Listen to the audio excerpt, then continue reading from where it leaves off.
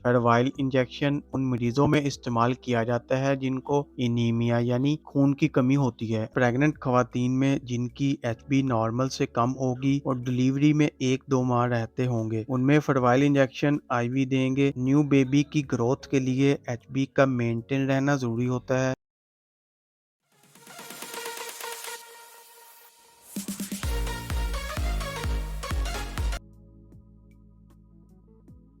अस्सलाम वालेकुम viewers, welcome करता हूं अपने YouTube channel and Facebook page पर। आज हम फेरवाइल इंजेक्शन के बारे में बात करेंगे। फेरवाइल इंजेक्शन उन मरीजों में इस्तेमाल किया जाता है जिनको एनीमिया यानी खून की कमी होती है। एनीमिया आयरन की कमी की वजह से होती है और जब ब्लड में आयरन की कमी बढ़ जाती है तो फिर इस कमी को सिरप या कैप्सूल वगैरह से पूरा करना मुश्किल हो रहा हो तब फेरवाइल इंजेक्शन इस्तेमाल किया जाता है। आयरन लेवल ज्यादातर जिस कंडीशन में लो होता है वो प्रेगनेंसी वाली कंडीशन भी हो सकती है और क्रोनिक किडनी डिजीज भी। आयरन डिक्रीज होता है जिसके लिए फौरी तौर पर फेरवाइल इंजेक्शन सजेस्ट किया जाता है। फेरवाइल इंजेक्शन की कंपोजिशन में शामिल है आयरन सुक्रोज 200 मिलीग्राम की वाइल है जो कि 10 ml होता है। आयरन सुक्रोज सिर्फ इंजेक्टेबल फॉर्म में ही होता है। मेरा आपको कंपोजिशन बताने का मकसद ये होता है कि आपको मेडिसिन का फार्मूला या जेनेरिक नेम पर मौजूद होता है जिस पर खसूसी तवज्जो दें। इस पर कंप्रोमाइज ना करें। कंपनी के नाम पर हो सकता है कंप्रोमाइज। आयरन सुक्रोज या फेरवाइल इंजेक्शन की राइट डोज क्या होगी? प्रेग्नेंट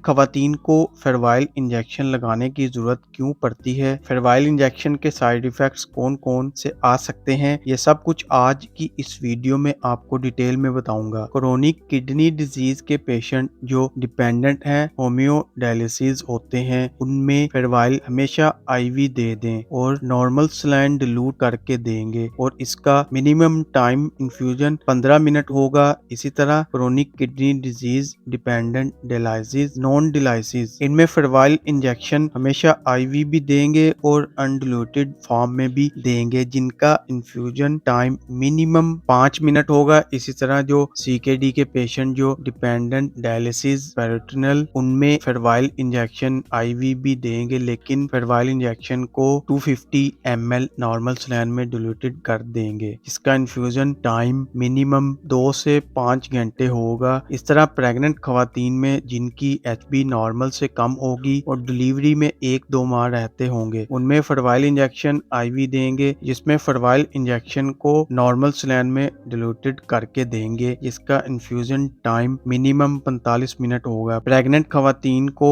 फेरवाइल इंजेक्शन लगाने की जरूरत क्यों पड़ती है? प्रेग्नेंट खवातीन में एचबी का बहुत मसला होता है तो एचबी लेवल को मेंटेन रखने के लिए फेरवाइल इंजेक्शन दिया जाता है क्योंकि एचबी का नॉर्मल रहना डिलीवरी के दौरान हार्ड लेबर में जरूरी होता है। न्यू बेबी की ग्रोथ के लिए एचबी का मेंटेन रहना जरूरी होता है। अब बात करेंगे इसके साइड इफेक्ट्स के बारे में ताकि फीमेल को थकावट कम हो। इसी तरह muscles pain, headache, cardiac, abdominal disturbance, vomiting वगैरह। वीडियो पसंद आए तो वीडियो को लाइक और शेयर जरूर करें। चैनल पर नए हैं तो चैनल को सब्सक्राइब करना मत भूलें ताकि नेक्स्ट वीडियो की नोटिफिकेशन आपको आसानी से मिलती रहे। शुक्रिया। अल्लाह हाफिज।